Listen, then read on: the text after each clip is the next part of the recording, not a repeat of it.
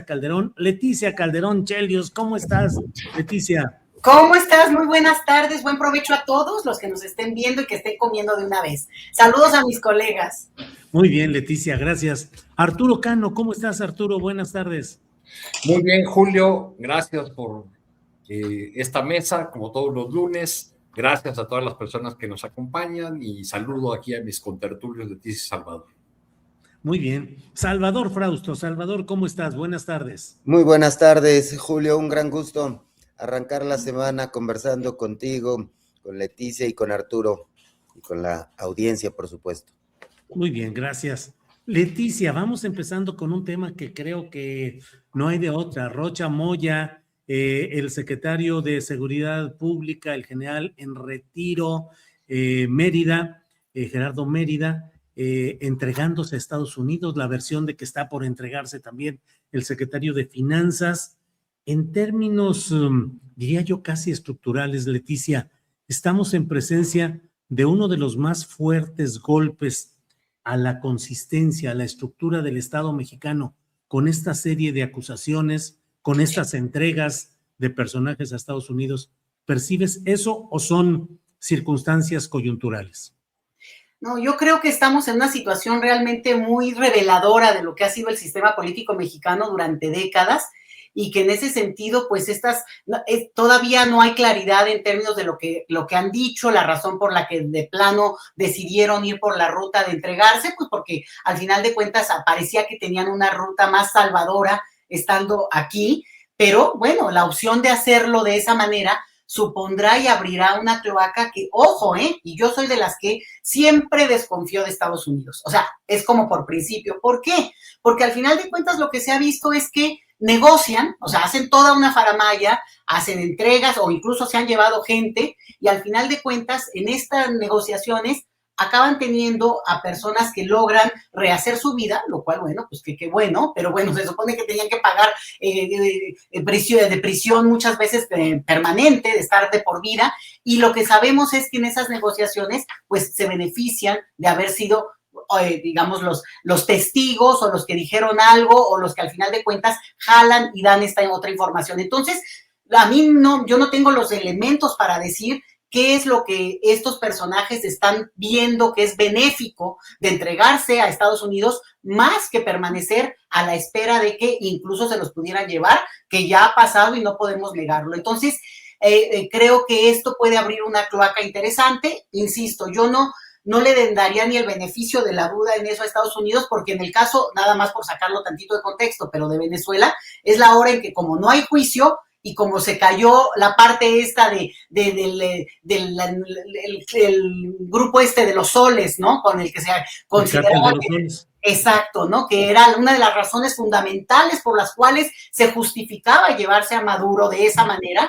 Bueno, se cayó ese caso y simplemente le dan la vuelta y lo pueden alargar el tiempo que quiera. Lo mismo diría de García Luna, Ojo, en su momento García Luna vivía ya en Estados Unidos, había sido el informante favorito durante mucho tiempo. Es decir, con Estados Unidos hay un nivel de pragmatismo que ellos, mientras que quieren, perfecto, y te van a cubrir. En el momento en que ya no les sirve, como puede ser en este caso o viceversa, que les sea útil y que por tanto hayan negociado en función de eso, pues se va a abrir una cloaca importante. Ojo, yo creo que esto tendría que llevarnos a nosotros, mexicanos, al propio proyecto de nación que hoy está al frente y a los mexicanos en general, a un proceso de justicia transicional que abra e empiece a identificar estos modelos de corrupción. Y obviamente tú lo bajas a la parte de la violencia, bueno, pues es lo que vemos, pero todo esto es lo que ha encubierto esa violencia y sí me parece que sería muy interesante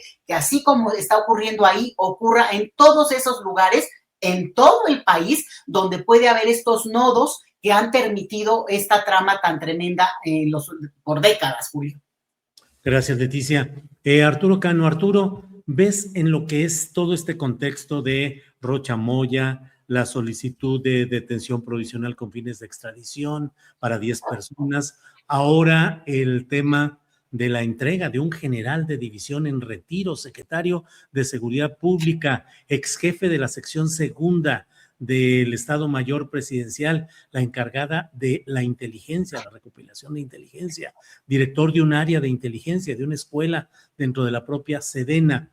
¿Percibes esto como un golpe seco, como un jaque real al sistema político mexicano, o forma parte de juegos de poder que pueden desembocar un poco más adelante con menos contundencia, Arturo? Creo que no tardará mucho tiempo, no pasará mucho tiempo para que la pregunta que planteas, que tiene muchos ángulos, obtenga una respuesta. En los próximos días va a haber las visitas de varios personajes de alto nivel, funcionarios de alto nivel, y entonces más temprano que tarde iremos viendo si del lado mexicano se entregan prendas para estas reuniones o si se consolida una posición que fue la postura de arranque del gobierno mexicano, en el sentido de que de demandar pruebas a Estados Unidos y al Departamento de Justicia. Es un momento muy delicado el plantear que no se puede en automático defender a Rubén Rocha, a diferencia de como lo ven en algunos sectores morenistas, sobre todo en las redes sociales, de que ciegamente defender. Bueno, ese tono ha bajado, ¿no? Ha ido bajando poco a poco, pero creo que de lo que se deberían apañar esos sectores muy críticos de cualquier intervención estadounidense es del discurso del fin de semana de la presidenta Sheinbaum, en la que planteó al mismo tiempo que una postura firme en defensa de la soberanía nacional y de no permitir que gobiernos extranjeros descarrilen los procesos políticos en México ni intervengan en asuntos que corresponden solamente a los mexicanos. Mencionó también que la 4T o el movimiento de transformación no puede ser equivalente a un halo protector a las personas que no sean honestas, a los corruptos. Desde la percepción incluso de bases de Morena, sí ha ocurrido ese fenómeno de que llegar a la sumarse a las filas de la 4T, al movimiento de la transformación, a esta gran coalición electoral, equivale a una suerte de lavado de culpas, a la expiación de los pecados del periodo neoliberal. Tenemos unos botones de muestra de este mismo fin de semana, mientras la presidenta pronunciaba este discurso fuerte en la península de Yucatán. El senador Adán Augusto López, que era gobernador cuando floreció el grupo conocido como la Barredora en el estado de Tabasco, pues estaba celebrando un cumpleaños de los Yunes en Veracruz. Sí. Un padre e hijo que dieron los votos para una reforma que interesaba mucho a la 4T, pero que sistemáticamente habían sido señalados por el propio expresidente López Obrador, pues como parte de la mafia del poder. Yo recuerdo que al menos en unas 3 o 4 ocasiones López Obrador mencionó la corrupción en el ISSSTE, en el periodo de Miguel Ángel Yunes como director, y pues al mismo tiempo Ricardo Monreal estaba en una boda con la familia Vázquez, también muy señalada en el pasado por ser parte de la mafia del poder. Entonces,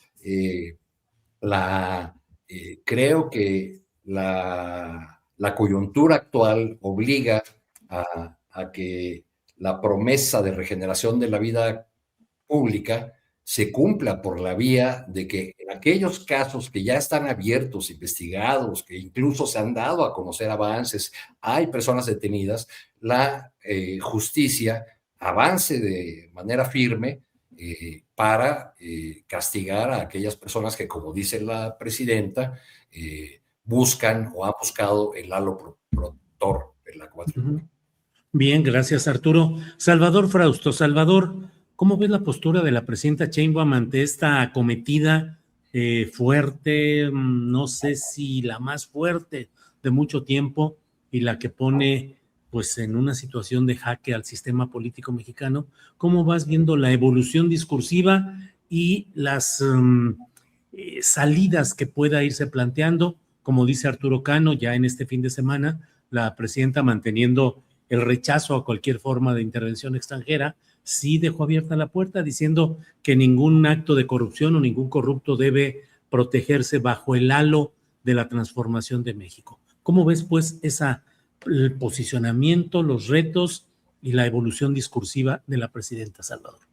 Sí, me parece que la presidenta Sheinbaum está jugando a esperar el siguiente golpe del gobierno de Estados Unidos, el siguiente golpe político. A mí me parece que ya esta jugada que arrancó con señalar o pedir arresto provisional con fines de extradición de estos 10 funcionarios, empresarios, figuras de Sinaloa, ahí empieza el golpe político al entorno de la presidenta Sheinbaum y su partido. Me parece que desde el Palacio Nacional ya lo leen así claramente y algunas acciones nos lo muestran. Por ejemplo, que lleve 2 días seguidos la presidenta Sheinbaum diciendo en su discurso que no se va a permitir intervenciones de gobiernos extranjeros en un tono, digamos, ya muy similar, aunque eso ya lo ha repetido en diferentes ocasiones. Esta insistencia en este fin de semana me parece que tiene que ver con eso. La movilización de Morena en Chihuahua es otra medida porque es a favor de la soberanía contra la intervención de Estados Unidos por el caso de los 2 agentes de la CIA que dejó entrar Maru Campos a nuestro país. Entonces, me parece que ahorita está esperando y entre lo que le queda por hacer por lo pronto es tener este discurso de que los corruptos van a caer, pero también de congelar las cuentas a Rocha Moya y a los 10 involucrados en esta petición de los Estados Unidos. Y bueno, la siguiente jugada es la visita jueves y viernes de 2 altos funcionarios de los Estados Unidos, por una parte el secretario del Departamento de Seguridad Nacional y Sara Carter, la directora de la Oficina Nacional de Control de Drogas, que vienen el jueves y viernes. Esta última funcionaria viene el lunes siguiente y luego el 27 de mayo hay una reunión prevista con el embajador de los Estados Unidos. Entonces, hay esa ventana para ver qué se puede hacer en el camino y yo creo que lo que está ocurriendo es que está avanzando el golpe político por parte de los Estados Unidos y hay que ver cuál es la siguiente medida. Cerraría, digamos, este primer acercamiento al tema con el asunto de que el tema de lo de la UIF es como avanzar también el cerco a Rocha Moya, es decir, Rocha Moya está como en la jugada. Hay 3 tipos de jugadas entre estos 10 sinaloenses. Rocha Moya se mantiene, pidió licencia, pero se mantiene en México y aparentemente estaría buscando que sea juzgado preferentemente en México. Este mismo caso me parece que es el camino del ex vicefiscal. En cambio, los 2 secretarios, el de seguridad y el de finanzas, que fueron a entregarse a Estados Unidos, jugarán el papel de delatores en las cortes estadounidenses para poder ser testigos protegidos y ser juzgados allá.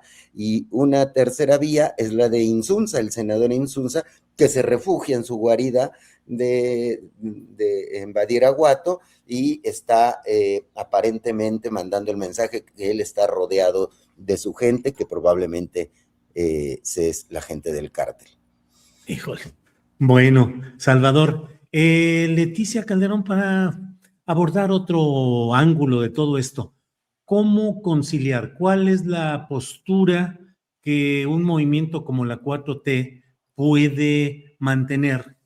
Defender a un personaje como Rocha Moya, defender la institucionalidad y la honorabilidad de un gobierno en Sinaloa con todo lo que se sabe y se conoce, para no ceder a las presiones del extranjero o ceder esa pieza para conservar objetivos e intereses mayores. ¿Qué hacer, Leticia? Fíjate, Julio, que estamos, desde mi punto de vista, en el momento de mayor peligro en la historia de la relación bilateral de los últimos 100 años o 150 años. Porque en esta repartición del mundo, pues claramente se empiezan a, ya sabes, les babea la voracidad. China ya le está planteando claramente su línea y dónde es su territorio, ¿no? Y se lo dijo el presidente de China a Trump. Bueno, pues acá, ¿por qué vamos a enemistarnos? Tú tienes tu territorio, tú tienes tu zona de acción y ahora, pues claramente Rusia, en todo caso, entre Ucrania y que se preparen los europeos en general, como que se está rebelineando y en esa lógica, que no es que va a pasar para mañana, pero puede pasar para pasado mañana, ¿eh? Yo creo que estamos en una situación en la que justamente hay que leer lo que pasa en México desde otra óptica. Y ahí es donde, pues, mira, primero que nada, visto como un proyecto más amplio, pues la 4T, en su momento López Obrador, pudo haber tenido estas negociaciones, estos entronques que tienen que ver con finalmente un proyecto como ese, lograr llegar al poder, y en eso podríamos y podremos después saber mucho de las relaciones que se establecieron, de los vínculos, qué pasó, pero eso no va a ser tan rápido, no creo, y en todo caso, pues estos juicios lo permitirán saber.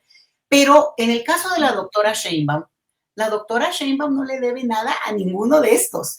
O sea, ahí sí que puede ser que, bueno, para la mayoría y para poder construir esta situación en la que al final de cuentas también se tengan que pasar un tipo de reformas, que es la promesa que se tenía en campaña y que se logró. O sea, hay un punto en el cual la diferencia sustancial, más allá de que sea el mismo proyecto, entre un personaje y otro, hablo de López Obrador y ahora de la doctora Claudia Sheinbaum, es que el tipo de amarres que se hicieron se llegaron a su punto.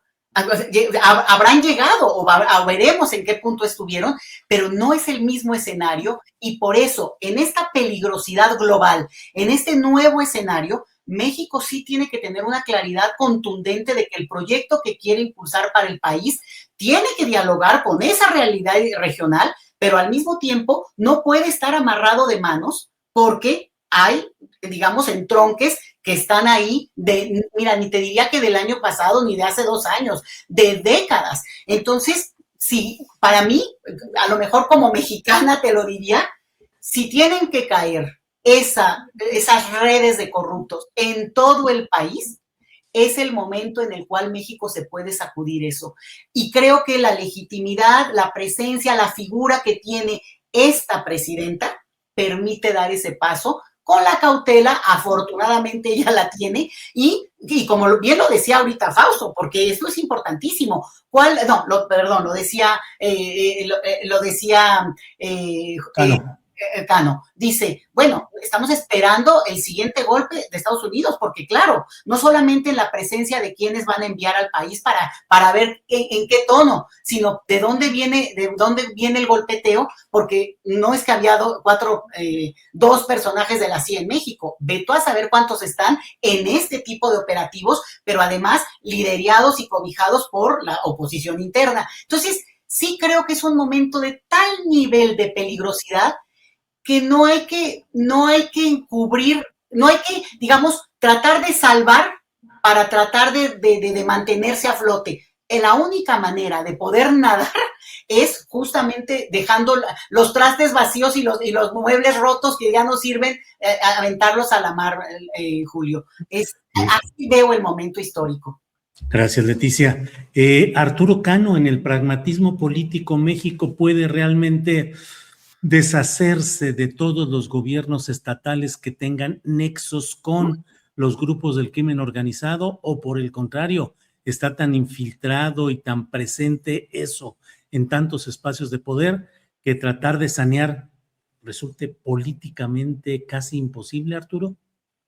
Bueno, creo que la viabilidad del proyecto de la transformación, tal como le fue planteado al pueblo de México en 2018, entendido como una aspiración de larga data, frente a décadas de abandono de gobiernos que nunca volteaban a ver a las personas, tiene que pasar necesariamente por una por el cumplimiento de una promesa de regeneración de la vida pública, de que no sean utilizados los cargos para el enriquecimiento personal, que se termine con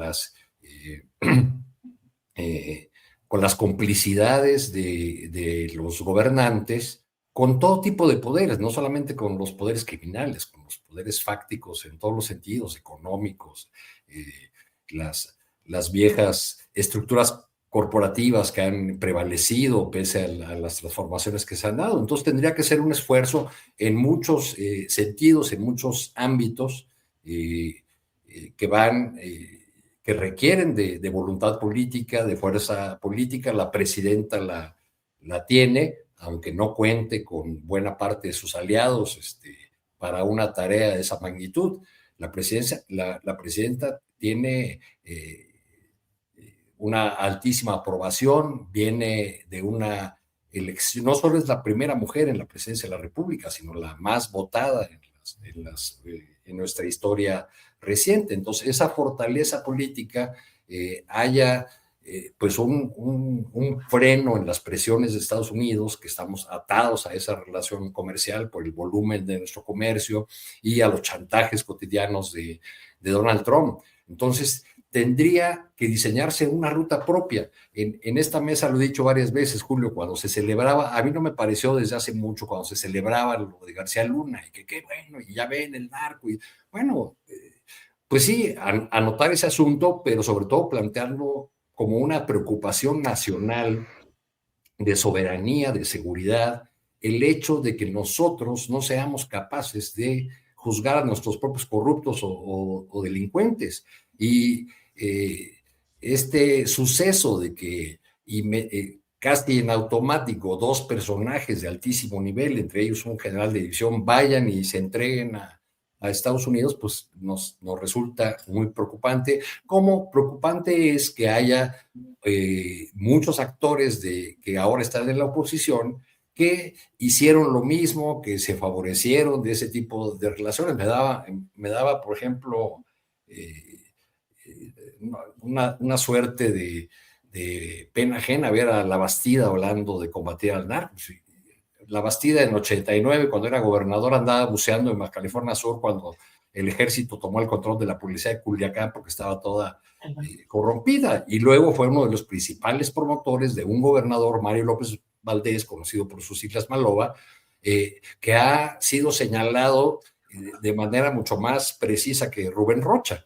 Entonces, digamos, es una complicidad de larga data, pero el movimiento de la 4T ahora en el poder ha ofrecido precisamente terminar con esas complicidades. Por eso ganó, y para mantenerse y mantener la legitimidad y su fuerza político-electoral, pues necesita ir sobre esos corruptos o sobre aquellos que buscan, una vez más para citar a la presidenta, el halo protector de la 4T. Bien, Arturo Cano, gracias.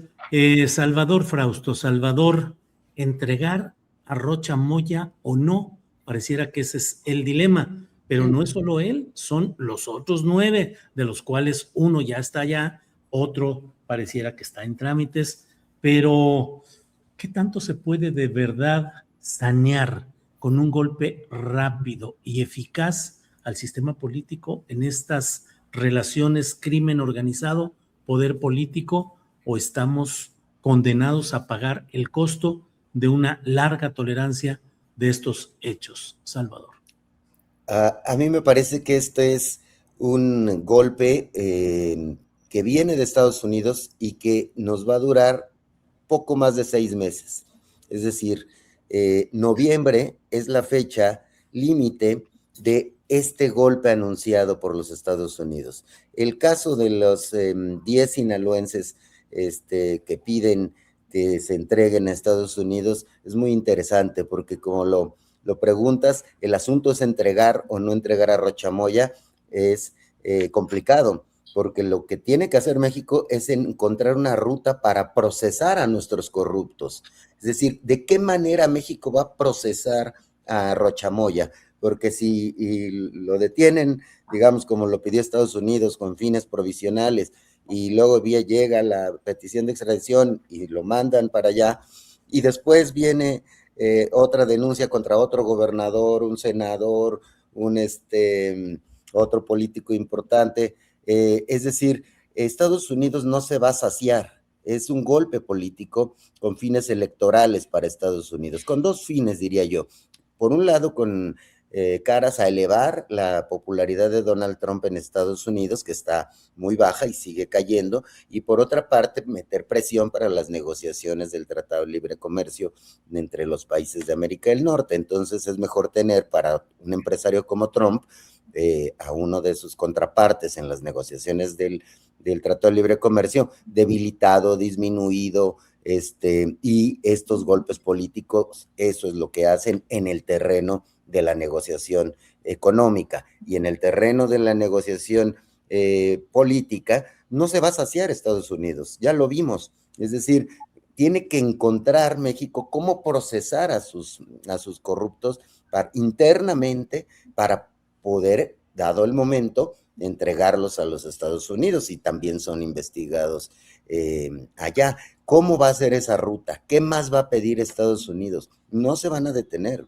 Es decir, es lo que se ha llamado mucho en las últimas semanas, es un golpe blando, que significa debilitar políticamente a Claudia Sheinbaum y su entorno político. Entonces está en una encrucijada tremenda para poder encontrar esa ruta para procesar a nuestros corruptos. Y sí, que caigan después o en medio de todo eso, que se diseñe un modelo para encontrar otros, pero que sean juzgados de acuerdo a las leyes mexicanas, en principio, y si van a Estados Unidos, pues bajo las leyes estadounidenses. Pero la jugada política es el momentum en el que me parece que estamos ahora, y que si cede muy pronto Claudia Sheinbaum, va a abrir una ruta para que vengan la demanda contra el gobernador Z, el gobernador Y o muchos otros, ¿no?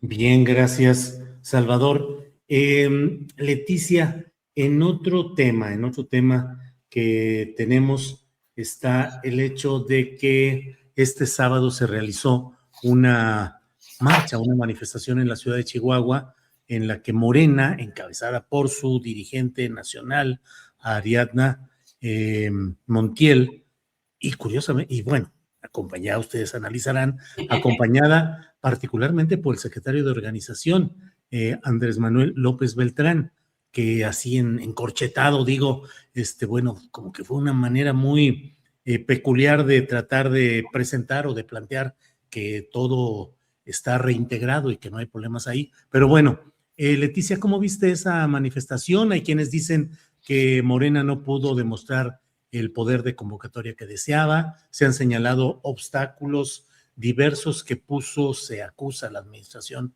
de María Eugenia Campos de haber hecho una serie de maniobras marrulleras para impedir que llegara la gente. En fin, ¿cómo ves todo ello? Y la lucha, yo digo, no solo que esté la batalla electoral, que lo está por la gubernatura, sino una batalla de posiciones. Creo que es la primera vez en que Morena, durante esta etapa de poder, tiene una oposición ruda, contundente, marrullera, frontal, como la que está presentando la gobernadora de Chihuahua. Leticia.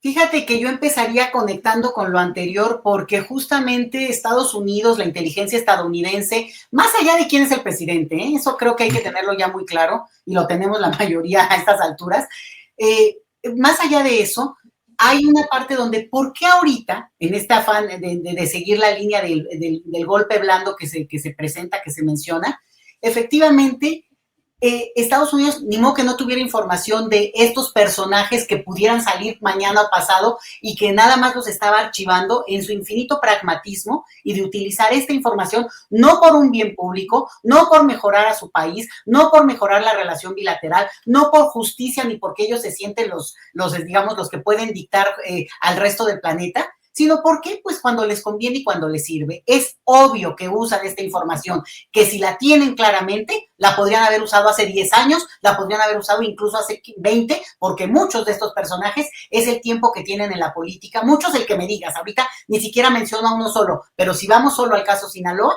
ahí podríamos decir que son personajes que tienen una vida en la política. Bueno, esto lo conecto con Chihuahua porque es otra vida en la política. Un César Duarte que vivía tranquilamente en Texas. Mira, a mí me tocó en ese tour que hicieron, que hacían de las casas de la corrupción de Duarte, que íbamos a ver una por una ahí en El Paso. Todo mundo sabía. ¿Y quién cuidaba y quién albergó, como alberga a Cabeza de Vaca también en Texas?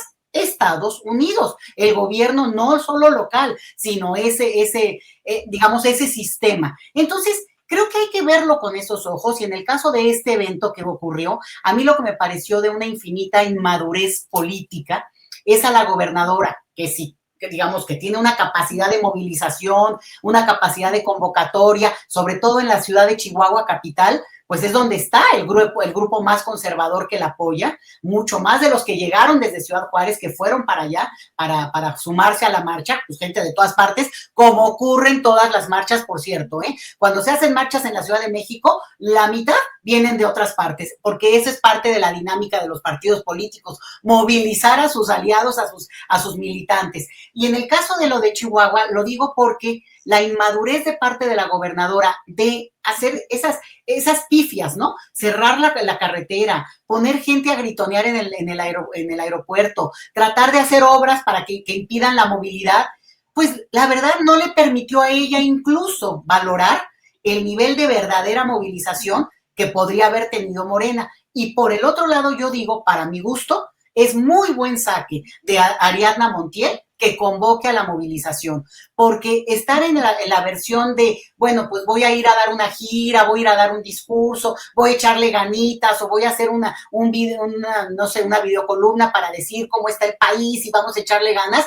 Bueno, pues eso lo podemos hacer nosotros, Julio, no te preocupes, yo soy de las que vamos adelante y a darle con todo este país, pero si lo quieren dejar a la parte de porristas, bueno, pues no, se trata de movilizar a sus militantes y en ese sentido yo vi muy positivo porque también les permitió medirle el agua al tipo, digamos, de lo que se atreve a hacer ese grupo en el poder. Digo, eso de cerrar la carretera no fue cualquier cosa, ¿eh? Yo casualmente estaba en Ciudad Juárez en toda esta semana y entonces, o sea, el termómetro de ver eso es muy sorprendente a lo que digamos, lo que no fue capaz de no hacer María Eugenia Campos. Por el otro lado, nada más para la nota rosa, decir que a mí también me llamó muchísimo la atención la figura de López Beltrán ahí, que ya no había aparecido en el discurso, ya no se había dicho, era como que, ¿qué pasó? ¿Qué pasó con Andy? ¿Dónde quedó Andy? ¿Dónde va a quedar Andy? Yo creo que se gastan mucho en eso, es innecesario porque le pueden dar cualquier otro puesto. Mira, si han dado embajadas y consulados así como que no teníamos nada que hacer, pues la verdad es que sí creo que no sirve una figura como esa en un momento que se está planteando una reconstrucción. Y yo la favorezco, yo estoy de acuerdo, me gustan las figuras que se están poniendo ahí, la misma Ariadna, Citlali. Entonces yo creo que sí valdría la pena que se cuidara eso porque es innecesario, no le sirve. Yo soy de la opinión que movilizar es un punto de partida para un partido de masas que tiene que movilizar a sus militantes. Bien, Leticia, gracias. Arturo Cano, ¿qué opinas? Chihuahua, sábado de manifestación, Maru Campos bloqueando, Ariadna Montiel en el discurso y en la movilización, Andy López Beltrán, Estados Unidos, allá a un ladito. ¿Qué cóctel y qué combinaciones se pueden hacer, Arturo Cano? Bueno, en primer lugar, Julio, creo que una movilización social que no se acompaña de la defensa de la ley y del castigo a quienes violaron la ley abriendo la puerta a agentes de la CIA, pues quedará en una kermés anecdótica. Morena tiene las herramientas institucionales para procesar, para llevar ante la justicia a quienes hayan cometido violaciones abiertas a la Constitución y a las leyes, porque a un gobierno estatal, como se ha dicho hasta el cansancio, no le corresponde tomar las decisiones de colaboración o participación de agentes extranjeros en nuestro territorio. Fue la decisión de marchar ahí en Chihuahua, en la capital de Chihuahua, no en Ciudad Juárez, donde tiene incluso el gobierno municipal Morena, pues se da desde mi punto de vista más en el contexto de la disputa electoral por Chihuahua que en el contexto de la defensa soberana. Tuvo además un mal timing porque así iba a ser presentada, ni modo que no lo aprovechara la oposición, como una suerte de defensa de Rocha Moya atacando a la gobernadora de Chihuahua. Entonces me parece que el error de esta nueva dirección de Morena, o un primer error, es pensar que el adversario está manco, que el adversario no juega. Bueno, pues ahí está la prueba de que sí la jugó Maru Campos, con todas esas tropelías que hicieron. Tampoco, al parecer, la movilización tuvo la convocatoria que se esperaba, pero cuando uno ve la composición de la descubierta y el templete de esa marcha, uno tiene que preguntarse varias cosas. Primero, la presencia de Andy López Beltrán ahí es para que quede claro a los sectores de Morena que dudaban quién manda en el partido, que las cosas están así con la nueva dirección y que la presencia del hijo del expresidente seguirá siendo fundamental, aunque haya habido cambio en la presidencia, por un lado.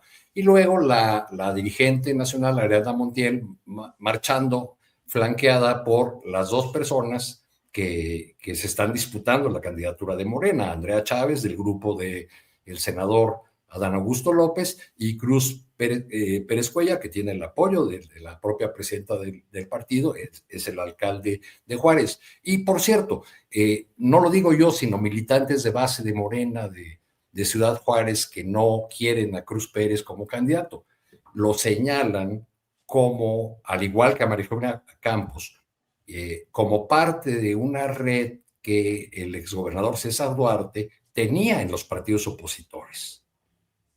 Entonces, la pregunta que habrá que hacerse es si esta marcha sirve a los fines de defensa de la soberanía contra la intromisión extranjera, o si fue en realidad una especie de pasarela para los aspirantes de Morena en la disputa por Chihuahua, y si no terminará favoreciendo a la figura de María Eugenia Campos. Ya te lo decía hace un rato Víctor Quintana. Quieren desde la derecha construir a María Eugenia Campos como una suerte de María Corina. ¿No le echaron una manita con esto? Podríamos preguntarlo, lo creo. Bien, Arturo, gracias. Salvador, pues ahí están los temas, no detallo más. Chihuahua y todo este contexto de esta movilización del sábado y las consecuencias políticas. Salvador. Sí, me parece que aunque fueron apenas unas miles de personas morenistas las que estuvieron en la marcha encabezada por Ariadna Campos, por Ariadna Montiel, por Ariadna, ya uno mezcla las personajes. Me parece, coincido con Leticia en el asunto de que, y con Arturo, de que lo positivo es que se activó el movimiento de Morena. Es decir, por fin se vio a la dirigente de Morena convocar a una marcha para defender una causa que es de Morena, que es del gobierno federal y que implica a un gobierno panista. Es decir, se está movilizando, se está activando el partido y apenas acaba de llegar. Esta es una primera acción, pero en lo general se le ha visto muy bien a Ariadna Montiel en los discursos desde la toma de protesta como presidenta del partido, como en sus siguientes apariciones, como subirse muy rápido en denunciar a Maru Campos por el tema de que dejó a 2 agentes de la CIA infiltrarse en territorio mexicano sin ningún tipo de autorización o permiso oficial, y mantener esa vela y ese reclamo abierto, activo, y está activo no solo porque estuvo en las calles, sino porque también ya hay voces en los legisladores que están pidiendo hacerle juicio político a Maru Campos para quitarle el fuero y poder investigar cuál es su papel y cuál es su participación. Eso lo vamos a saber cuando concluyan las investigaciones de la de la Fiscalía General de la República.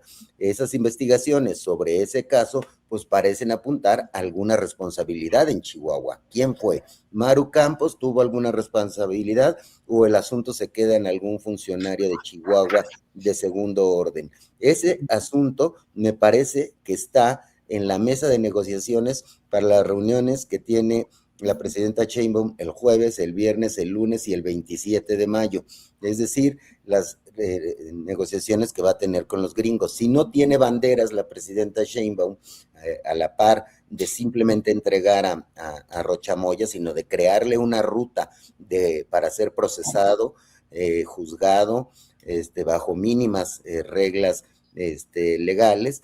Esa es una jugada. Y la otra jugada es decir, bueno, pues queremos saber qué hacían 2 agentes de la CIA en territorio mexicano. Estaban preparando grupos paramilitares al servicio de la gobernadora, estaban simplemente haciendo trabajo de inteligencia en un operativo, estaban de espías, porque eso es lo que hace la CIA, espía. Entonces, las negociaciones están ahí, están abiertas y se están jugando de manera fuerte. Y cerraría con este comentario. Hace unos días me di a Maru Campos y a Rocha Moya los sentimientos que generan en redes sociales. Después de analizar con herramientas de inteligencia artificial millones de conversaciones en redes sociales en el último mes, los dos son los villanos favoritos del momento.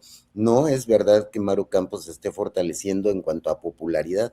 El 93% de la gente rechaza, odia a Rubén Rocha Moya y el 91% rechaza, odia a Maru Campos. Es decir, son los grandes villanos.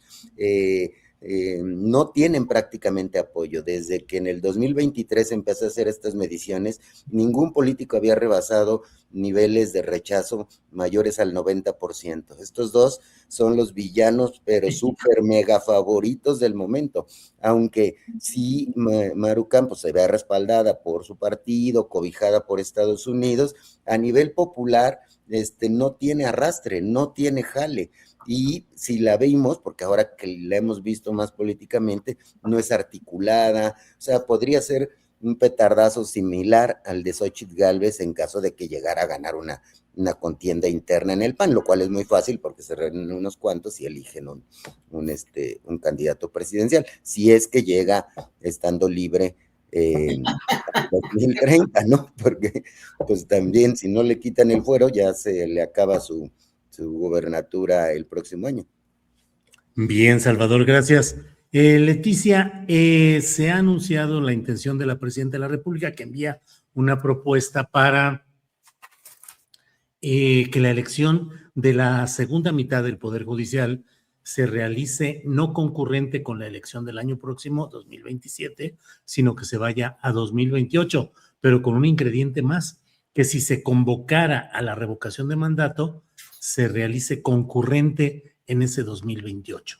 Cuestiones judiciales, cuestiones legislativas, de operación, pero creo que tienen también miga política. Por un lado, no deja de haber una corrección, creo yo, ya ustedes nos dirán, del sistema y la forma como se eligió la primera parte del Poder Judicial. Ahora va a haber otros criterios, otras formas más reposadas, más cuidadas pareciera, y por otra parte también transferir la eventualidad de la revocación de mandato hasta 2028 si es que se diera. Leticia.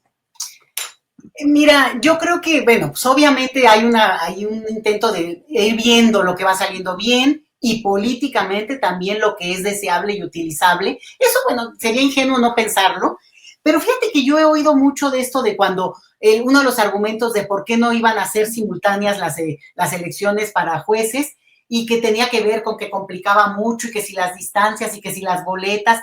Pero en Estados Unidos, que tanto les guste, que citan tanto, sobre todo la oposición, se llevan a cabo elecciones cuando son para presidente, además de gobernador y además de los counties y no sé qué tanto, elecciones locales que son muchas veces mucho más efervescentes que la propia dinámica política general.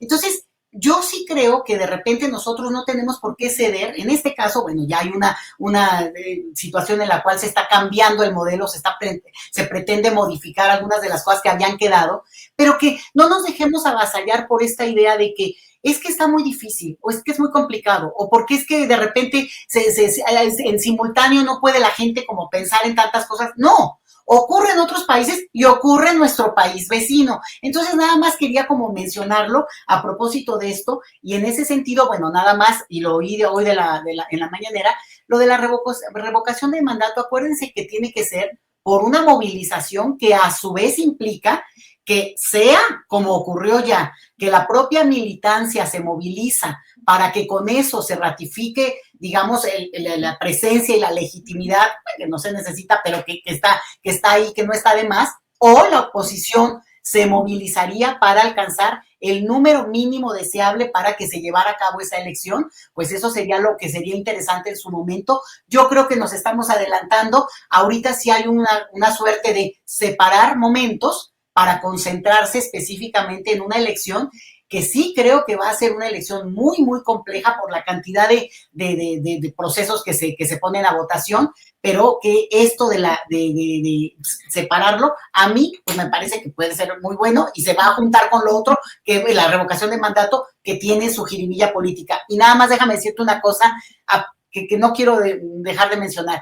La Torre Centinela en Ciudad Juárez, que mandó construir el gobierno de la señora María Eugenia Campos, es monumental, Julio, en una ciudad que es chaparrita y además extendidísima, porque es en la mitad del desierto, Ciudad Juárez, pues hay por ahí algunos edificios de 4, 5, 6 pisos, pero esta torre de muchos pisos, donde varios de los pisos iban a ser para la CIA, para la DEA, y veto a saber si iba a tener su oficina ahí también el señor Abbott, que es gobernador de Texas, no sabemos, pero si eso no es un indicador, o sea, esa visibilidad de esa torre donde te pares, en el lugar donde te pares, salvo la X de Juárez, que está ahí también, que también es lo más visible que hay de donde estés, si no lo podía ver la señora Campos, es porque de plano, bueno, pues ahora sí que alguien está mintiendo. Claro que estaba absolutamente enterada de todo, porque es claro que esto no empezó ahorita, sino es de un proceso que se ha llevado a cabo durante varios años. Entonces, yo por eso lo digo,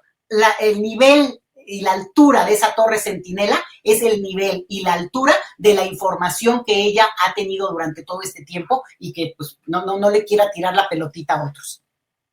Bien, gracias, Leticia. Arturo Cano, ¿qué opinas sobre el tema, pues, de la posposición de la elección judicial un año después y la eventual concurrencia de el ejercicio de revocación de mandatos, si lo solicitaran y se consiguiera, para hacerlo el mismo 2028, Arturo?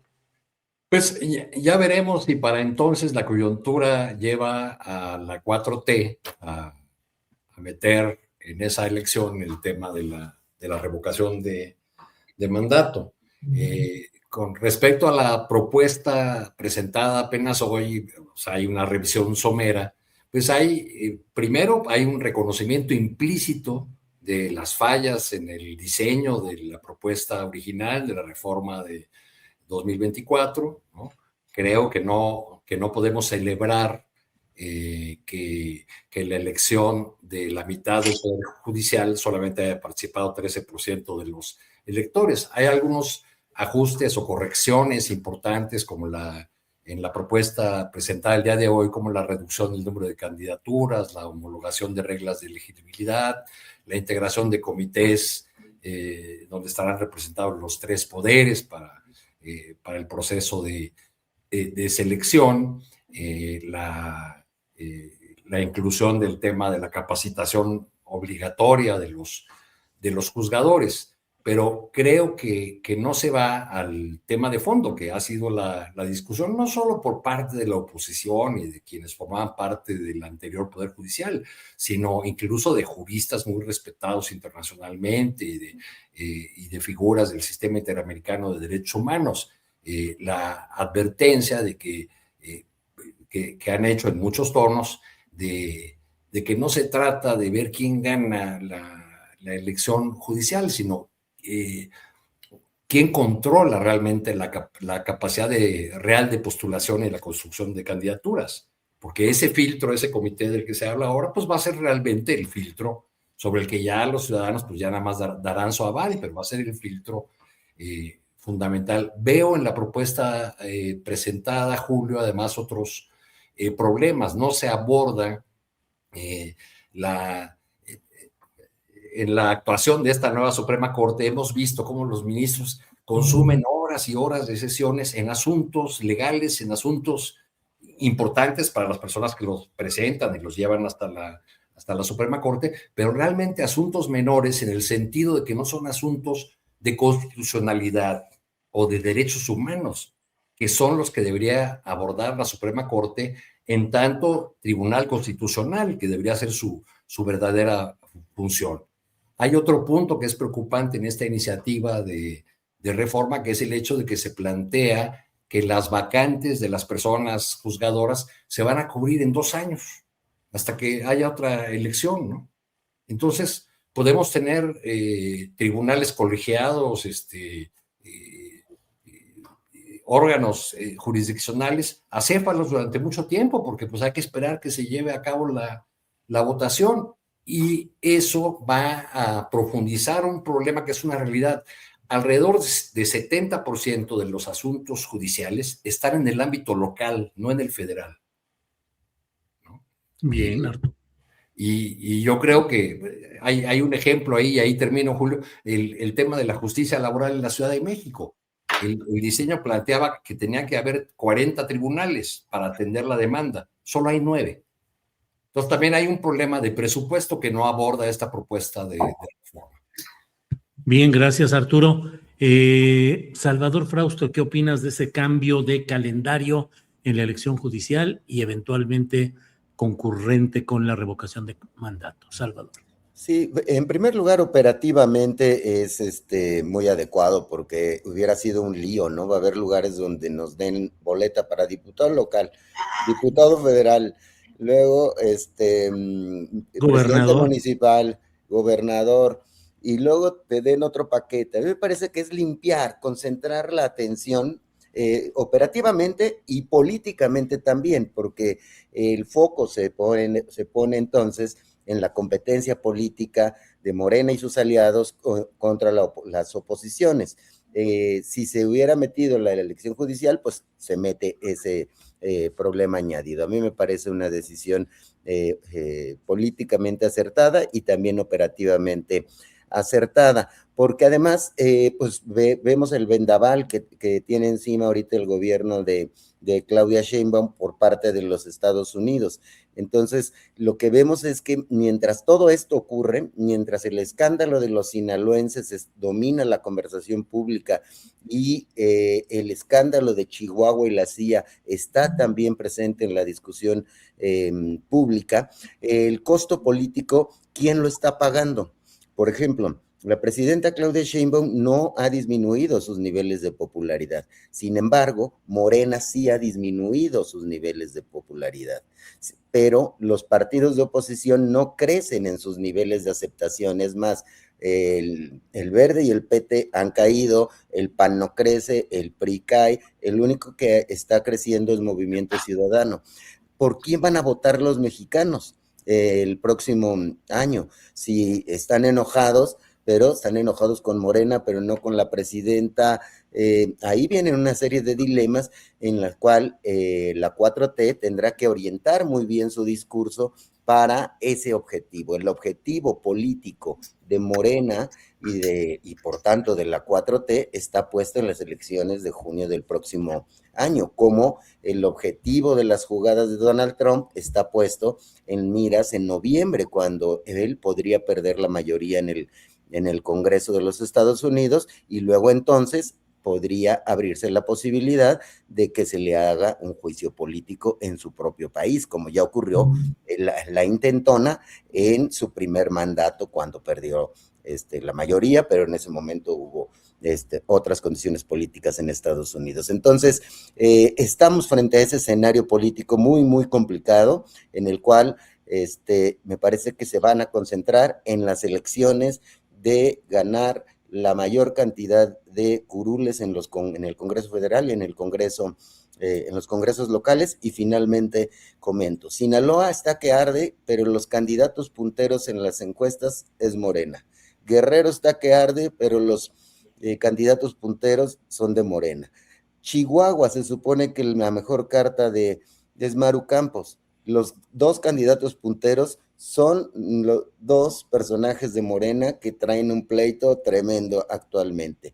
Es decir, hay un escenario político muy, muy complicado en el cual el desgaste y las críticas por lo de Rocha Moya y por los temas de corrupción, por lo pronto no le están pegando electoralmente en la intención de voto al partido en el poder, pero sí en su imagen. Es todo un dilema para los analistas que vayan a contratar los partidos políticos el próximo año. Bien, Salvador, gracias. Vamos, ya estamos en la parte final de este programa, así es que Leticia Calderón, postrecito, por favor. Pues mira, yo de postrecito lo que te diría es que a mí se me hizo muy buena noticia que el rey de España va a venir a México a un juego de fútbol. A mí se me hace que es la mejor respuesta que podemos tener en el sentido de cómo se las juegan en España, cómo están viendo la visita que hizo en su momento la presidenta de la Comunidad de Madrid, y ahora sí que, como se dice, el oso que hizo allá y evidentemente acá. Entonces, este intento de distender cualquier malestar, que se retome un compromiso que en su momento se abrió esa posibilidad de un perdón histórico, que es algo muy potente, es hermoso incluso, y que si alguien ha puesto un ejemplo en eso, son los españoles, con eso que en su momento hicieron con la comunidad sefaradí, los descendientes de los sefaradís, que en 1492 fueron expulsados de ese territorio, y para lo cual la España moderna, sin que sea la culpable directa, hizo un reconocimiento al dolor, al profundo duelo que significó haber dejado su tierra en su momento, y por tanto, bueno, pues una forma de resarcir, le dieron la ciudadanía a aquel que pudiera comprobar que tenía vínculos con ese exilio. Entonces, eso no es cualquier cosa, me parece que es una buena noticia, porque también se da en el marco, pues, de este rollo del Mundial, que al final de cuentas va a ser una oportunidad para que también los políticos que puedan venir se placeen por acá, y eso le dé también una proyección internacional a la presidenta Sheinbaum, a la que, por supuesto, me alegra mucho que pueda tener esa proyección. Bien, gracias, Leticia. Arturo Cano, postrecito, por favor. Algo que veía este momento en la red X, Julio, y que me llama la atención porque estábamos hablando de las correcciones de la 4T sobre algunas de sus propias reformas. Veo un tuit de Alfonso Ramírez Cuéllar, un diputado federal muy cercano a la presidenta Sheinbaum, que ha tenido una actividad muy intensa en las últimas semanas, encabezando foros, reuniones con empresarios, con organizaciones sociales. Y veo que publica un tuit con una imagen de esas creadas por inteligencia artificial que se ha puesto de moda, el que dice: hay que revisar y corregir, evitemos dañar a la economía de miles de personas, en referencia a los recortes a las pensiones de ex trabajadores de la Comisión Federal de Electricidad y de Pemex, una iniciativa que hace poco aprobó la mayoría parlamentaria de Morena y sus aliados. Entonces, pues parece que hay ya un juego que se está volviendo en un caminito muy andado, esto de lanzar una iniciativa y al rato dar marcha atrás o corregirla o hacerle ajustes, como están diciendo ahora en relación con la reforma judicial. Bien, Arturo, gracias. Salvador Frausto, postrecito, por favor.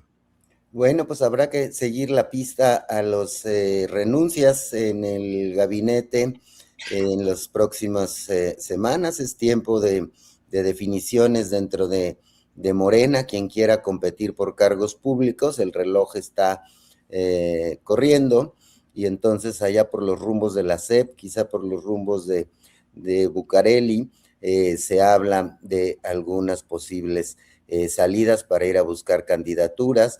También me llama la atención el protagonismo de Ramírez Cuéllar, particularmente en actividades partidistas de la Ciudad de México. Me parece que habrá que seguir la pista a cómo se mueven ahí esas aguas, Julio.